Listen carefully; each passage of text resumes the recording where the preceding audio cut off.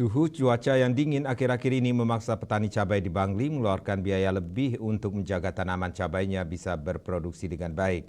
Petani harus lebih intens menyemprot tanamannya dengan obat-obatan untuk menghindari serangan hama dan penyakit.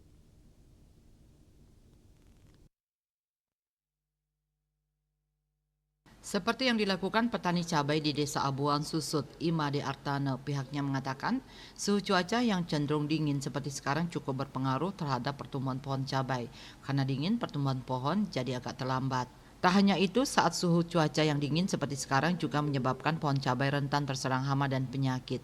Untuk menjaga tanaman cabainya bisa berproduksi dengan baik dan terhindar dari serangan hama dan penyakit, ia kini lebih intens melakukan penyemprotan tanaman dengan obat-obatan. Jika biasanya tanamannya disemprot 4-5 hari sekali, kini bisa 3 hari sekali. Tentu biaya produksi yang harus dikeluarkan jadi meningkat. Sementara itu terkait harga cabai rawit saat ini, Artana mengatakan terbilang bagus. Di tingkat petani harga cabai rawit tembus Rp75.000 per kilogram. Sebagai petani tentu dirinya senang dengan kenaikan harga ini. Dayu Swasrina, Bali Post.